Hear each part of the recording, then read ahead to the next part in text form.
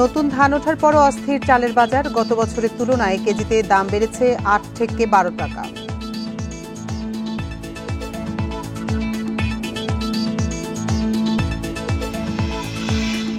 চট্টগ্রামে খাল খনন প্রকল্পে লুটপাটের অভিযোগ গণপূর্ত উপদেষ্টার। আগামী বছর জলাবদ্ধতা মুক্ত নগরীর প্রতিশ্রুতি।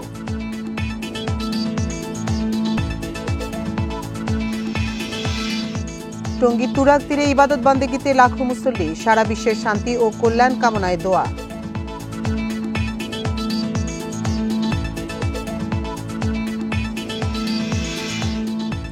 কাল থেকে ৯ মাসের জন্য বন্ধ সেন্ট মার্টিনে পর্যটনের সুযোগ, সাড়া মেলেনি সময় বাড়ানোর আবেদনে।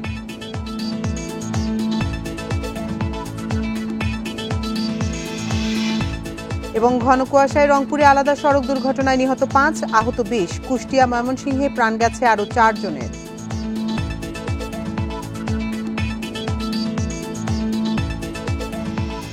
স্বাগত সমগ্র বাংলাদেশে, আপনাদের সাথে আছি আমি আতিফা আঞ্জুমান। শিরোনাম শুনছিলেন এতক্ষণ, এবার চলে যাচ্ছি পুরো খবরে।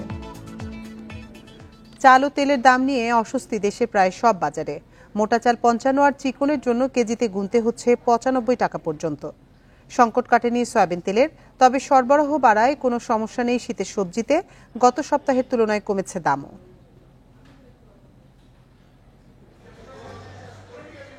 শীতের মাঝামাঝি, তাই দেশের কোনো বাজারেই সংকট নেই সবজির। গত সপ্তাহের তুলনায় দামও কমেছে কেজি প্রতি ১০ থেকে ১৫ টাকা। চট্টগ্রাম ও বগুড়ায় এতে মিলেছে স্বস্তি। কিছু জিনিসপত্রের দাম বেশি থাকে, তো সেটা আসলে একেবারেই অন্যায্য না, অগ্রাহ্যও না। মোটামুটি আমার কাছে মনে হয়েছে যেটা যে মানুষের হাতের নাগালে আছে। সবজি এগুলোর দাম কম, সবাই কিনতেও পারতেছে, খাইতেও পারতেছে। কিন্তু এটা আবার কিছুদিন পর যখন সিজন চেঞ্জ হয়ে যাবে তখন দাম বেড়ে যাবে। তবে সেই স্বস্তি হারিয়েছে তেল ও চাল কিনতে গিয়ে। খুলনায় গত সপ্তাহের চেয়ে কেজিতে ৩ টাকা পর্যন্ত বেড়েছে চালের দাম। মোটা চাল ৫৫ আর চিকনের জন্য গুনতে হচ্ছে ৮০ থেকে ৯৫ টাকা পর্যন্ত। বর্তমান তো চালের সিজন, ধান উঠছে, এই সিজনে এত টাকা চালের দাম হওয়া কোনোভাবেই উচিত না। এই সপ্তাহ বিক্রি করতেছি ৫৫, আবার কোনটা ৫৬ বিক্রি করি, আর মাঝারিটা বিক্রি করতেছি ৬৫, ৬৬। অন্যদিকে বরিশালের বাজারে এখনো আছে সয়াবিনের সংকট। খোলা বিক্রি লিটার ১৯৫ টাকা। সয়াবিন তেলের দামটা অনেক বেশি। এখানে খুচরা সয়াবিন তেলের মূল্য এখন ১৯৫ টাকা লিটার, যেখানে বোতলের মূল্য ১৭৫ টাকা লিটার। তো আমার মনে হয় এখানেও সরকারের মনিটরিং বাড়ানো উচিত। ঊর্ধ্বমুখী মাংসের বাজারও। ব্রয়লার ১৯০, সোনালী ৩২০ ও ১ কেজি দেশি মুরগির জন্য গুনতে হচ্ছে ৬৮০ টাকা। আর গরুর মাংসের দাম ৭৫০ থেকে ৮০০ টাকার মধ্যে। Tanzil Hasnat, Independent news. কদিন আগেই কৃষকের ঘরে উঠেছে নতুন ধান। এরপর চালের দাম কমার কথা থাকলেও নানা অজুহাতে অস্থির বাজার পরিস্থিতি।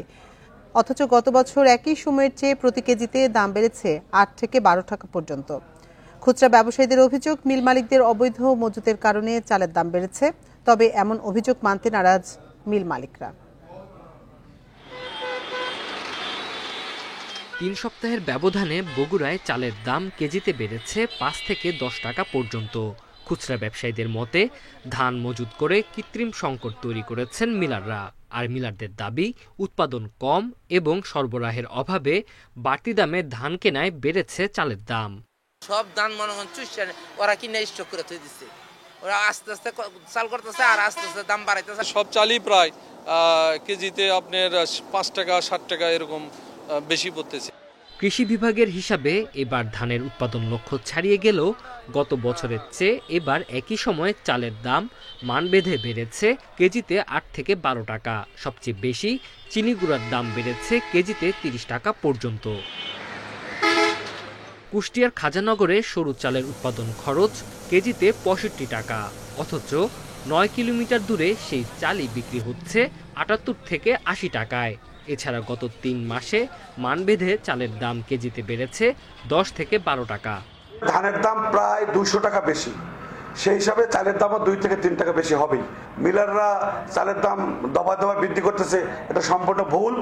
কৃষকরা বলছেন, ধান ঘরে তোলার সময় কম দামে মৌসুমি মজুতদার ও অটোমিল মালিকরা মজুত করে, আর সরকারের ধান চাল সংগ্রহ ব্যাহত হওয়ায় সুযোগ নিচ্ছেন তারা।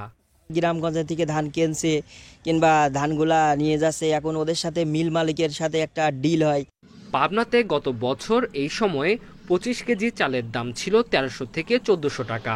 সেই চাল এখন বিক্রি হচ্ছে 250 থেকে 300 টাকা বেশি দামে। নওগাঁর মিল মালিকদের দাবি, গত বছরের চেয়ে উৎপাদন ব্যয় বেড়ে যাওয়ায় বেড়েছে ধানের দাম, যার প্রভাব পড়েছে বাজারে। বিগত সরকারের সময় বাজার নিয়ন্ত্রণকারীরা এখন প্রকাশ্যে না থাকলেও মুখ পাল্টে একই কার্যক্রম চালিয়ে যাচ্ছে অন্য সুবিধাভোগীরা। Tanzil Hasnat, Independent News. এ নিয়ে আরো জানাতে পাবনা থেকে আমাদের সাথে যোগ দিচ্ছেন সহকর্মী খায়রুল ইসলাম। খায়রুল, আমরা প্রতিবেদনে যেমনটি দেখছিলাম যে খুচরা ব্যবসায়ীরা অভিযোগ করেছেন যে মিলাররা কৃত্রিম সংকট তৈরি করেছেন। এ বিষয়ে মিলাররা কি ধরনের বক্তব্য দিচ্ছেন?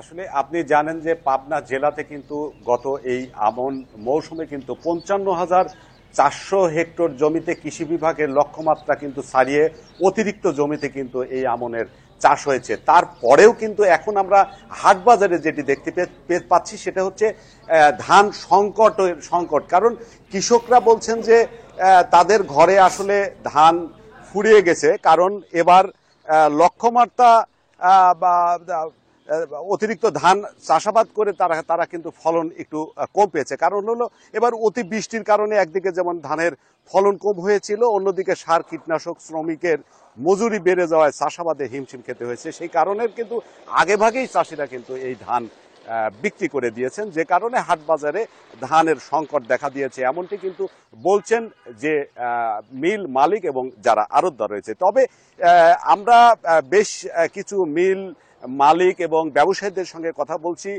তারা তাদের এই অভিযোগ নাকচ করে তারা বলছেন যে কৃষকরা বলছে যে তারা কৃষকদের অভিযোগ যেমন যে তারা ধান মজুত করছেন, যে কারণে আসলে কম দামে ধান কিনে নিয়ে মজুত করছেন, কিন্তু তারা এই অভিযোগ তারা অস্বীকার করছেন।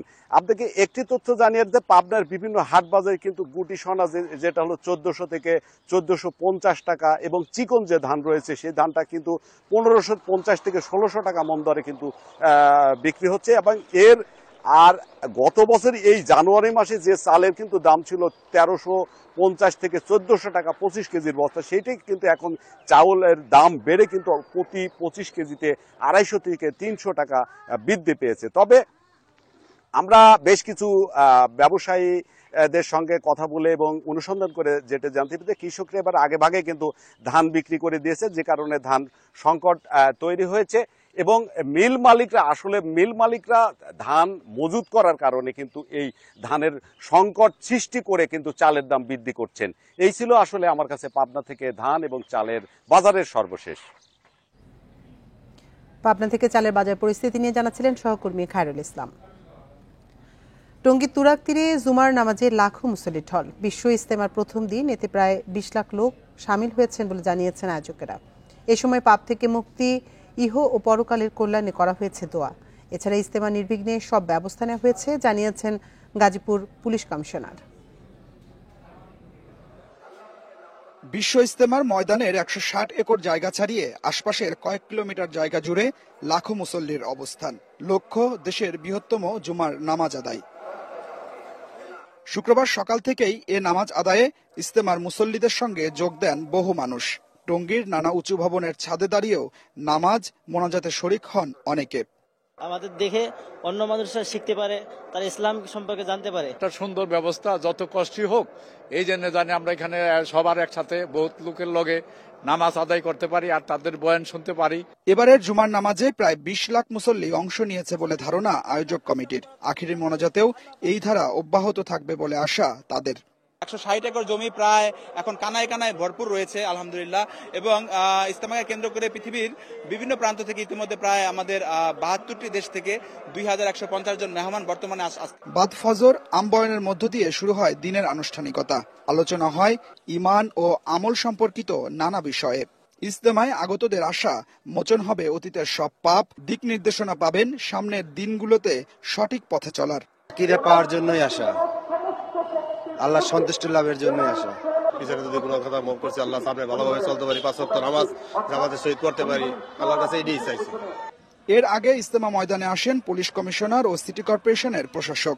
এই জমায়েতকে কেন্দ্র করে যুক্তরাষ্ট্র দূতাবাসের বিবৃতির বিষয়টি সামনে এনে তারা জানান নিরাপত্তার কোনো ঝুঁকি নেই। মার্কিন রাষ্ট্রদূত বিভিন্ন সময় তাদের নিরাপত্তার মেজারমেন্ট করে থাকে, ওনারা ওনাদের মতো করে এটি অ্যালার্ট জারি করে থাকে। আমাদের মেজারে মনে হচ্ছে না এখানে কোনো নিরাপত্তা ঝুঁকি আছে। রোববার আখিরি মোনাজাতের মধ্য দিয়ে শেষ হবে এবারের বিশ্ব ইজতেমার প্রথম ধাপ।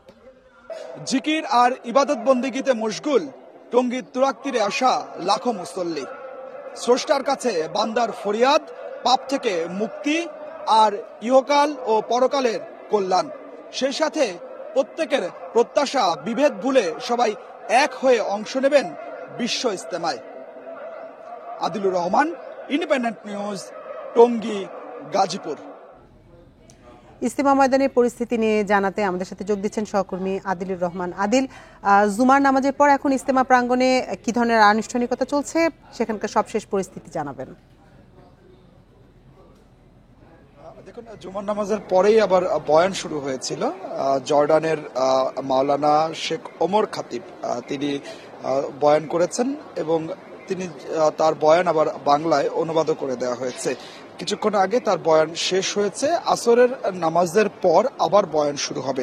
আসরের নামাজের পর বয়ান করবেন বাংলাদেশের মাওলানা জুবায়ের। তার বয়ান চলবে মাগরিবের নামাজের আগ পর্যন্ত। এরপরে মাগরিবের নামাজের পরে বয়ান করবেন ভারতের মাওলানা আহমেদ লাট। এর মধ্য দিয়ে এশার নামাজের পরে আজকের দিনের যে আনুষ্ঠানিকতা আছে সেই আনুষ্ঠানিকতা শেষ হবে।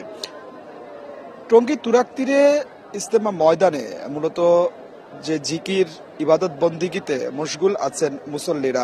লাখ লাখ মুসল্লিদের আনাগোনা এবং অবস্থান এই মুহূর্তের টঙ্গীর যে 160 একর ময়দান আছে সেই ময়দান জুড়ে। আশেপাশের তুরাগ তীর এবং তুরাগ তীরের পাশের রাস্তায়ও অনেকে অবস্থান নিয়েছেন। প্রত্যেকের উদ্দেশ্য আসলে একটাই, সেটি হচ্ছে যে আল্লাহকে সন্তুষ্ট করা এবং এখানে দেশ বিদেশের আলেমরা যারা বক্তব্য দিচ্ছেন, যারা বয়ান করছেন, তাদের বয়ান থেকে দ্বীনের শিক্ষা নেওয়া, হেদায়েতের শিক্ষা নেওয়া এবং এখান থেকে যে শিক্ষা নেবেন সেই শিক্ষা নিয়ে আগামী একটি বছর তারা পথ চলার নির্দেশনা পাবেন এবং একই সাথে কিভাবে ইসলাম প্রচার করবেন সেই নির্দেশনাগুলোও এখান থেকে বলা হচ্ছে। এবং এখানে যে বয়ানগুলো করা হচ্ছে, যে তালিমগুলো দেয়া হচ্ছে, সেখানে ইসলামের সঠিক পথ সম্পর্কে মুসল্লিদেরকে বলে দেওয়া হচ্ছে এবং একই সাথে ইসলামের যে 5টি স্তম্ভ আছে সেই স্তম্ভগুলো কিভাবে নামাজ পড়বেন, কিভাবে রোজা করবেন, কি কি একজন মুসলমানের জন্য ফরজ, সেই বিষয়গুলো এখানকার যারা মুসল্লি আছেন তাদের উদ্দেশ্যে দেশ বিদেশের আলেমরা বলে দিচ্ছেন এবং সেই শিক্ষায় কিন্তু এখানে যারা এসেছেন তারা নিচ্ছেন। সার্বিক ব্যবস্থাপনা নিয়ে এখন পর্যন্ত এখানে আগত মুসল্লিদের মধ্যে খুব বড় ধরনের কোনো অভিযোগ আমরা আসলে পাইনি। অন্যান্য বছর আমরা দেখেছি যে পানির সংকট, বিদ্যুতের সংকট সহ অন্যান্য অনেক অভিযোগ ছিল, তবে এবছর সেই ধরনের অভিযোগ পাইনি এবং একই সাথে আমরা দেখেছি যে নিরাপত্তা ব্যবস্থাটি জোরদার করা হয়েছে। পুরো ইজতেমা ময়দান এবং তার আশপাশ নিরাপত্তা চাদরে ঢেকে ফেলা হয়েছে। আপনি জানেন যে এবছর অনাকাঙ্ক্ষিত ঘটনা ঘটেছে ইজতেমাকে কেন্দ্র করে।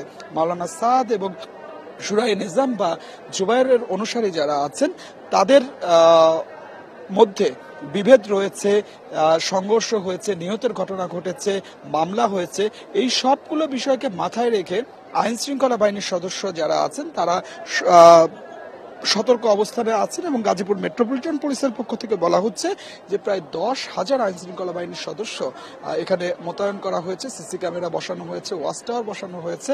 সার্বিক নিরাপত্তা নিয়ে এখন বড় ধরনের কোনো ঝুঁকি দেখছে না এখানকার প্রশাসন। অর্থাৎ সব মিলিয়ে যেটা আসলে বলা যায় যে এই যে ইজতেমাটি আজকে শুরু হলো এটি রোববার আখেরি মোনাজাতের মধ্য দিয়ে শেষ হবে। এরপরে একদিন বিরতি দিয়ে আবার সোমবার দ্বিতীয় পর্ব শুরু হয়ে বুধবার আখেরি মোনাজাতের মধ্য দিয়ে প্রথম 2 পর্ব শেষ হবে। তো আমার কাছে টঙ্গী তুরাগ তীর থেকে এটাই ছিল এখনকার সবশেষ। টঙ্গী তুরাগ তীর থেকে ইজতেমা ময়দান থেকে সবশেষ তথ্য জানাচ্ছিলেন সহকর্মী আদিলুর রহমান।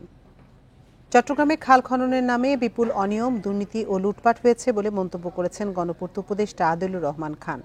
সকালে নগরীর বাকুলিয়া, বারুইখলা ও 16 শহরে সুনিয়া খাল পরিষ্কার কার্যক্রম পরিদর্শন শেষে তিনি এ মন্তব্য করেন। শিল্প উপদেষ্টা বলেন, বর্ষার জলাবদ্ধতায় চট্টগ্রামের মানুষের দুর্ভোগ বাড়ে। জলাবদ্ধতা নিরসনে বড় বড় প্রকল্প হাতে নেয় বিগত সরকার, কিন্তু কাজের চেয়ে তারা লুটপাট করেছে বেশি। তাই এ পরিস্থিতি থেকে মুক্তি দিতে নগরীর খাল নালা পরিষ্কারের কাজ শুরু হয়েছে।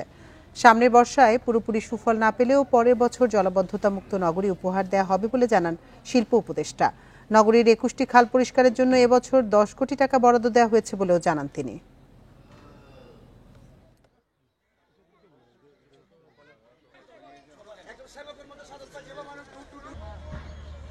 টাকা পাচার হয়েছে প্রচুর, দেশের অর্থনৈতিক অবস্থা একেবারেই খারাপ করে দেওয়া হয়েছিল। আমরা সেখান থেকে রিকভার করার চেষ্টা করছি। আর যেই খালগুলো কখনোই এত বছর দেখা হয়নি, আপনি তো দেখেছেন কিভাবে করে বন্ধ হয়ে গেছে। আপনারা নিজেরাই দেখছেন যে রাস্তা মানে খাল বন্ধ করে দিয়ে জায়গা দখল, মাটি, ময়লা সমস্ত কিছু এটা সরাতে যে কাজটা, যে উদ্যোগটা, সেই উদ্যোগটা শুরু হয়েছে এখন। 9 মাসের জন্য বন্ধ হচ্ছে সেন্ট মার্টিনে পর্যটনের সুযোগ। সরকারি বেঁধে দেওয়ার সময় শেষ হচ্ছে আজ। কাল থেকে কোনো পর্যটক ভ্রমণের উদ্দেশ্যে সেখানে যেতে পারবেন না। বাসিন্দা ও পর্যটন সংশ্লিষ্টরা আরও 1 মাস সময় বাড়ানোর আবেদন জানালেও তাতে সাড়া মেলেনি সরকারের।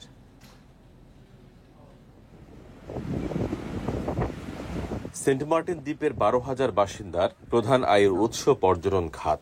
একসময় সাগরে মাছ শিকার করেই চলতেন তারা। গত 1 দশক ধরে পেশা পরিবর্তন করা মানুষগুলো এখন পড়েছেন বিপদে। এবার সরকারি সিদ্ধান্ত অনুযায়ী দ্বীপে পর্যটক যাতায়াত বন্ধ হচ্ছে। স্থানীয়রা বলছেন, নভেম্বর থেকে পর্যটকবাহী জাহাজ চলাচল শুরু হওয়ার কথা থাকলেও সঠিক ব্যবস্থাপনার অভাবে তা শুরু হয় 1 মাস পর। এতে পর্যটন মৌসুমের 2 মাসের ব্যবসা ক্ষতিগ্রস্ত হয়েছে। যারা দ্বীপবাসী এবং পর্যটন ব্যবসায়ীরা আছি, আমরা একটা অনিশ্চিত ভবিষ্যতের দিকে আগাচ্ছি। মাত্র 2 মাস, ডিসেম্বর এবং জানুয়ারিতে 2 মাস পর্যটক এসেছে, তাও তুলনামূলক খুবই কম। ব্যবসায়ীরা বলছেন, আরো 1 মাস জাহাজ চলাচলের সুযোগ চাওয়া হয়েছিল সরকারের কাছে। এখন দ্বীপের মানুষের পাশাপাশি ক্ষতির মুখে পড়বেন পর্যটন সংশ্লিষ্টরা। পর্যটন সংশ্লিষ্ট আছে প্রায় 10 থেকে 12,000 লোকজন। কক্সবাজারের বিভিন্ন ট্যুর অপারেটর, ট্যুর গাইড থেকে শুরু করে ট্রান্সপোর্টের সাথে যারা সম্পৃক্ত, ওভারঅল ট্যুরিজম সেক্টরে যারা সংশ্লিষ্ট, আসলে তাদের সকলেরই অপূরণীয় ক্ষতি হয়ে গেছে। প্রশাসন বলছে, সরকারি সিদ্ধান্ত বাস্তবায়ন করবে তারা। 1 ফেব্রুয়ারি থেকে কক্সবাজার সেন্ট মার্টিন নৌপথে পর্যটকবাহী জাহাজ চলাচল বন্ধ হবে। সরকারের যে সিদ্ধান্ত ছিল 31 তারিখ পর্যন্ত সেন্ট মার্টিনগামী জাহাজগুলো চলবে। তো এখন পর্যন্ত সরকার এই নির্দেশনায় বহাল আছে, নতুন করে কোনো নির্দেশনা আসেনি। তার মানে হচ্ছে যে আগামী 1 তারিখ থেকে সেন্ট মার্টিনগামী সকল জাহাজ বন্ধ থাকবে। পরিবেশ, বন ও জলবায়ু পরিবর্তন মন্ত্রণালয়ের সিদ্ধান্তে 30 অক্টোবর পর্যন্ত বন্ধ থাকবে সেন্ট মার্টিন ভ্রমণ। তৌফিকুল ইসলাম, ইন্ডিপেন্ডেন্ট নিউজ, কক্সবাজার। হত্যা মামলায় সাবেক সমাজ কল্যাণমন্ত্রী নুরুজ্জামান আহমেদকে 5 দিনের রিমান্ডে পাঠিয়েছে আদালত। সকালে রংপুর মেট্রোপলিটন আদালতে তাকে হাজির করা হয়। এ সময় পুলিশ 15 দিনের রিমান্ড চেয়ে আবেদন করলে আদালত 5 দিনের রিমান্ড মঞ্জুর করেন। এর আগে বৃহস্পতিবার রাতে রংপুর নগরীর সেন্ট্রাল রোডের একটি বাসা থেকে তাকে গ্রেপ্তার করা হয়। গেল 4 আগস্ট ছাত্র আন্দোলনে রংপুরের সিটি বাজার এলাকায় মাহমুদুল হাসান হত্যা মামলায় তাকে গ্রেপ্তার দেখানো হয়েছে। লালমনিরহাট 2 আসনের সংসদ সদস্য ছিলেন তিনি। 2015 সালে সমাজ কল্যাণ প্রতিমন্ত্রী ও 2019 সালে সমাজ কল্যাণ মন্ত্রীর দায়িত্ব পান। শেখ হাসিনার পতনের পর থেকে তিনি আত্মগোপনে ছিলেন।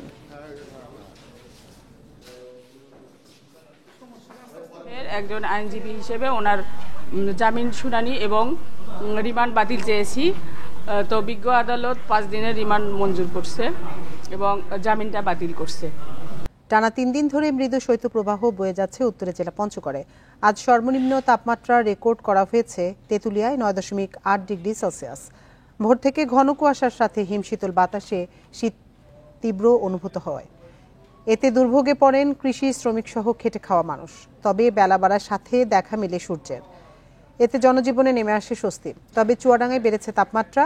2 দিনের ব্যবধানে তাপমাত্রা 10.4 ডিগ্রি থেকে 19 ডিগ্রিতে উঠেছে। এদিকে চাঁদপুরে সকাল থেকে মেঘলা আকাশের পর দুপুরে হঠাৎ বৃষ্টিতে দুর্ভোগে পড়েন সাধারণ মানুষ।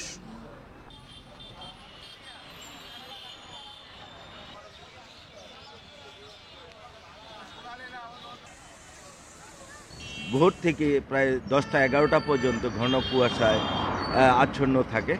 মানুষ বেশ ঠান্ডায় কষ্ট পাচ্ছে। সকাল থেকে খুবই কুয়াশা ছিল, এখন রোদ উঠছে, এখন ঠান্ডা কম।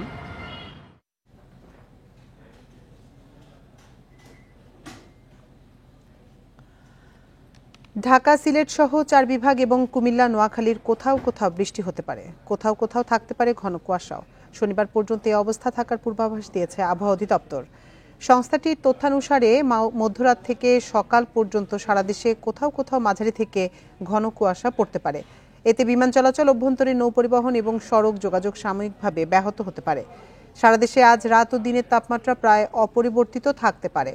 শুক্রবার রাজধানীর তাপমাত্রা ছিল 20.9 ডিগ্রি সেলসিয়াস।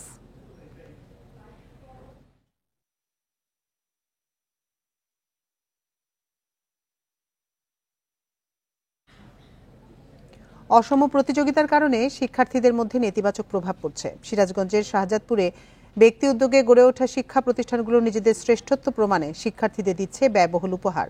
বৈষম্য সৃষ্টি করে এমন আয়োজন থেকে বিরত থাকার আহ্বান উপজেলা প্রশাসনের।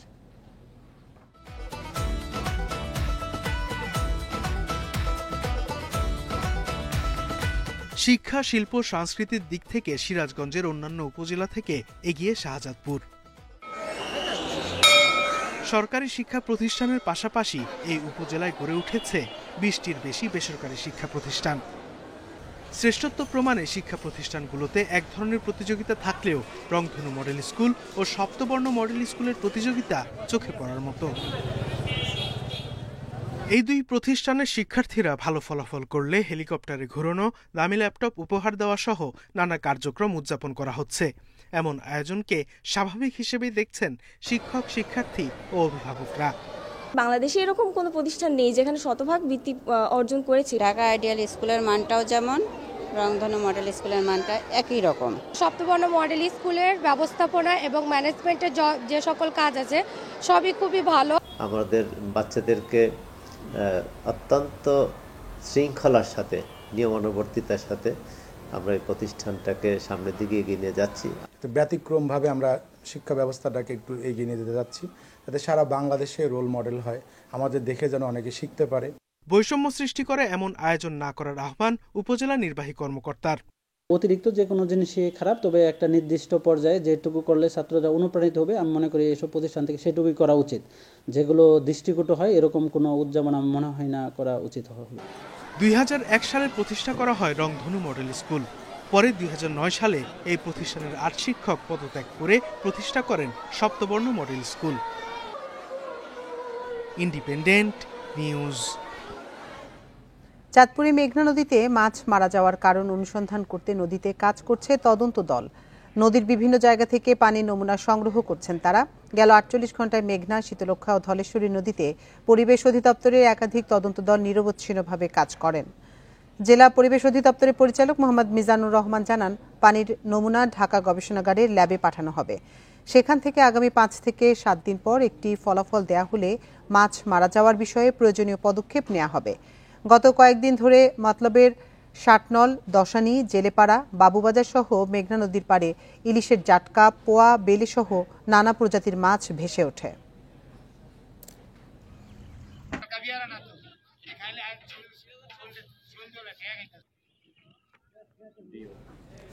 বিশ্বমানের সেবা দিতে চট্টগ্রামে অনুষ্ঠিত হয়েছে দিনব্যাপী কর্মশালা। সকালে নগরীর একটি হোটেলে এই কর্মশালার আয়োজন করা হয়। কর্মশালায় দেশের 120 জন চিকিৎসক অংশ নেন। আয়োজকরা জানিয়েছেন, সড়ক দুর্ঘটনা সহ নানা কারণে অনেক মানুষ কোমরে আঘাতপ্রাপ্ত হন। তবে এর অস্ত্রোপচার ব্যয়বহুল ও ঝুঁকিপূর্ণ। এসব কারণে অনেক রোগী চিকিৎসায় আগ্রহী হতে চান না। আবার অনেক চিকিৎসকের এ ধরনের অস্ত্রোপচার বিষয়ে যুগোপযোগী প্রশিক্ষণ নেই। ফলে চিকিৎসা করতে গিয়ে নানা প্রতিবন্ধকতার সম্মুখীন হন চিকিৎসকরা। এসব বিষয়ে ধারণা দিতেই এই কর্মশালার আয়োজন করা হয়েছে বলে জানান আয়োজকরা। যারা অংশগ্রহণ করেছে অনেক অর্থোপেডিক সার্জন এবং যারা ট্রেনিং, যারা আগামী দিনের ভবিষ্যৎ, যারা বাংলাদেশের বিভিন্ন জায়গায় প্রত্যন্ত অঞ্চলে এই বিশেষ করে হিপ রিজিয়নের প্যাথোলজির বিষয়ের উপর, টোটাল হিপ রিপ্লেসমেন্টের উপর তারা গবেষণা করবে। চট্টগ্রামের ফিশারিঘাট এলাকায় আগুনে পুড়ে গেছে 4টি গুদাম ও একটি সমিল। ভোরে ফিশারিঘাট সংলগ্ন ওমর মার্কেট এলাকায় এ ঘটনা ঘটে। ফায়ার সার্ভিস জানায়, ভোর 6:15টার দিকে ওমর মার্কেট এলাকায় আগুনের খবর পেয়ে 9টি ইউনিট ঘটনাস্থলে গিয়ে কাজ শুরু করে। প্রায় 1 ঘন্টা চেষ্টায় নিয়ন্ত্রণে আসে আগুন।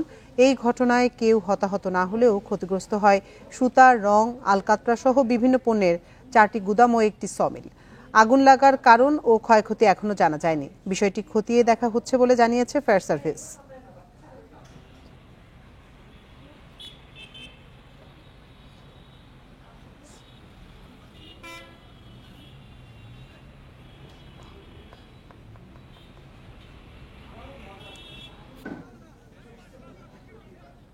মুন্সিগঞ্জে আধিপত্য বিস্তারের জেরে প্রতিপক্ষের গুলিতে এক অন্তঃসত্ত্বা নারী আহত হয়েছেন।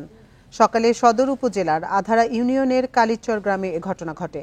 আহত নারীর স্বজনরা জানান, বৃহস্পতিবার মেঘনা নদীতে একাধিক ডাকাতি মামলার আসামি কিবরিয়া মিজি ও কানা জহির গ্রুপের সংঘর্ষে নিহত হন 2 জন। এর জেরে সকালে কিবরিয়া মিজির অনুসারীরা রাজু সরকারের বাড়িতে হামলা চালায়। এ সময় অতর্কিত গুলিতে আহত হন অন্তঃসত্ত্বা নারী। আহত অবস্থায় 9 মাসের অন্তঃসত্ত্বা পিঙ্কি আক্তারকে মুন্সিগঞ্জ জেনারেল হাসপাতালে ভর্তি করা হয়েছে। ওই নারী বর্তমানে আশঙ্কামুক্ত বলে জানিয়েছে কর্তব্যরত চিকিৎসক।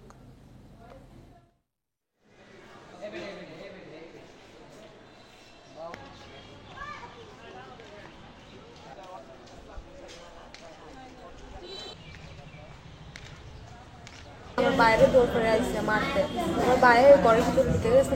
আমি দাঁড়াইছি সামনে, বলছে যে তোর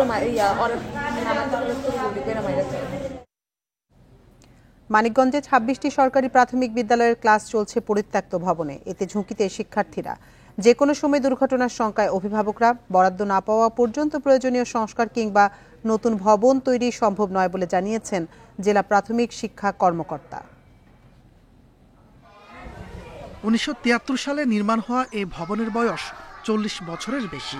এখনও এটি ব্যবহার করছে ঘিউরের বাঠুইমুড়ি সরকারি প্রাথমিক বিদ্যালয়। দেয়ালের নানা জায়গায় ফাটল তো আছেই, ছাদ থেকেও খসে পড়ে পলেস্তারা। দুর্ঘটনার শঙ্কায় তাই বারান্দায় চলে পাঠদান। আমি আমার ভাইস্তা কাউকে তো আমি স্কুলে পড়তে দেবো না, কারণ তাদের ঝুঁকি আছে। স্কুলে পড়তে গেলে মাথার ভিতরে একটা ভেঙে খোয়া পড়ে গেল। স্কুলের অবস্থা খুবই খারাপ, ঝুঁকিপূর্ণ। বাচ্চারা স্কুলে প্রতিদিন তো নিয়ে আসি এবং কি তারপরেও টেনশনে থাকি। একই অবস্থা পাশের গ্রামের উভাজানি বিদ্যালয়ের। বিকল্প উপায় না থাকায় ঝুঁকিপূর্ণ ভবনে চলছে পাঠদান। এই কারণে শিক্ষার্থীর সংখ্যাও কমে গেছে। আমরা যে কোনো সময় ভেঙে পড়তে পারে। একটা বাচ্চার যদি মাথায় পড়ে যায়, একটা অ্যাক্সিডেন্ট ঘটে যায়, তাহলে এই দায় ভার কে নেবে? ছাত্রছাত্রী 300 ছিল। এই পর্যন্ত বিদ্যালয়ের ভবনের জরাজীর্ণতার কারণে আমাদের বিদ্যালয়ে দিন যাচ্ছে আর ছাত্রছাত্রীর সংখ্যা কমে যাচ্ছে। মানিকগঞ্জের 7 উপজেলায় 650টি বিদ্যালয়ের মধ্যে 26টির ভবনকে ঝুঁকি বিবেচনায় পরিত্যক্ত ঘোষণা করা হয়েছে আগেই। এসব ভবনের তালিকা এরই মধ্যে মন্ত্রণালয়ে পাঠানো হয়েছে বলে জানিয়েছেন শিক্ষা কর্মকর্তা। তবে বরাদ্দ পাওয়া যায়নি। এতে থমকে আছে সংস্কার ও নতুন ভবন নির্মাণ। উন্নয়ন একান্তই প্রয়োজন, সেটাও তালিকার অন্তর্ভুক্ত হয়েছে। এগুলো আমরা বোধহয় ইনশাল্লাহ জরাজীর্ণ বিদ্যালয়ের যে একটা প্রজেক্ট হচ্ছে সেখান থেকে আমরা পেয়ে যাব। আমি সেই আশা করছি আর কি। ঝুঁকিপূর্ণ বিদ্যালয়ের মধ্যে ঘিউরের 16টি, সিঙ্গারে 4টি, হরিরামপুরে 2টি, সাটুরিয়ায় 2টি, শিবালয় ও দৌলতপুরে 1টি করে রয়েছে। Independent news. পটুয়াখালীর কলাপাড়ায় খাল ও ফসলি জমি থেকে মাটি কাটার অভিযোগ উঠেছে ইউনিয়ন বিএনপির এক নেতার বিরুদ্ধে।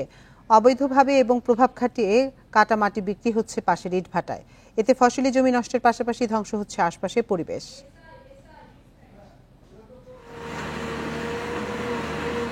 পটুয়াখালীর কলাপাড়া উপজেলার পৌনমাপাড়া গ্রামের খাল, নদী ও ফসলি জমি থেকে অবাধে কেটে নেওয়া হচ্ছে মাটি। এসব মাটি আবার বিক্রি হচ্ছে পাশেই KKV ও শাপলা নামের ইটভাটাতে। এরই মধ্যে খাপড়াভাঙ্গা এলাকার খাল ও ফসলি জমির মাটি তোলার কারণে ভাঙনের ঝুঁকি তৈরি হয়েছে গ্রামে। পাশাপাশি পরিবেশ দূষণ হচ্ছে মারাত্মকভাবে। মাটি ওই দিক দিয়ে নিয়ে আসছে কাইটা, এই জায়গায় আইসা পল্টনের উপরে বসে আনলোড করতেছে। মাটি রেকর্ডি জায়গা আছে, ওই সেলিম হালদার থেকে আমরা ক্রয় করি মাটি দেয়, ওই রেকর্ডি জায়গাতে কাটিয়ে আনেছে। এলাকাবাসীর অভিযোগ, লতাচাপলি ইউনিয়ন বিএনপির সাধারণ সম্পাদক সেলিম হালদারের যোগসাজশে চলছে মাটি কাটার মহোৎসব। এই দিয়া খাল দিয়ে কাটছে, কাটার পরে খাল পল্টন চলে গেছে গিয়া, পল্টন নাই এনা। ওই আমাকে এই যে কুয়েস্ট একটা মারি আছে লেইসের ভিতরে না, এটা দিয়ে উড়াই দেয়। এইসব অভিযোগ অস্বীকার করে সেলিম হাওলাদারের দাবি, খাল বা অন্য জায়গা থেকে নয়, নিজের জমি থেকে মাটি কাটছেন তিনি। তাইলে আমার জানা নাই, আমার একটু জানতে পারবো। চলে যাওয়ার কথা আরো আগে, ওরা তো ওই মিঠুর ওইটাই মাটি দিচ্ছে, মাটি দিয়ে চলে যাওয়ার কথা ভাইয়া। এর আগে একই অপরাধে সেলিম হাওলাদারকে 7 লাখ টাকা জরিমানা করে ভ্রাম্যমাণ আদালত। তবে কেউ নদী খাল কেটে মাটি তুলতে না পারে সে ব্যাপারে অভিযান চালানোর কথা জানিয়েছেন উপজেলা নির্বাহী কর্মকর্তা। এবং মাটি কাটার সরঞ্জামাদি আমরা জব্দ করে রেখেছি, এখনো আমাদের জিম্মায় সেগুলো রয়ে গেছে।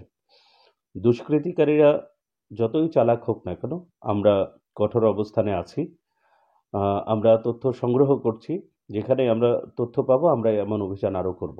অনুমোদনহীন এইসব ইটভাটার দূষণ এবং গ্রাম রক্ষায় দ্রুত ব্যবস্থা নেওয়ার দাবি জানিয়েছে এলাকাবাসী। Independent news. চট্টগ্রামে আয়োজন করা হয় চন্দনাইশ ম্যারাথন প্রতিযোগিতা। শুক্রবার ভোরে এই ম্যারাথন অনুষ্ঠিত হয়। ম্যারাথনে অংশ নিতে ভোর থেকে চন্দনাইশ গাছবাড়িয়া কলেজ মাঠে 3 শতাধিক প্রতিযোগী উপস্থিত হন। প্রতিযোগিতায় অংশ নিতে পেরে নবীনদের পাশাপাশি খুশি বয়স্করাও। শারীরিক ও মানসিক সুস্থতার জন্যই এই উদ্যোগ নেওয়া হয়। এ ধরনের উদ্যোগে দেশের সর্বত্র পৌঁছে দেওয়ার আহ্বান জানান প্রতিযোগীরা।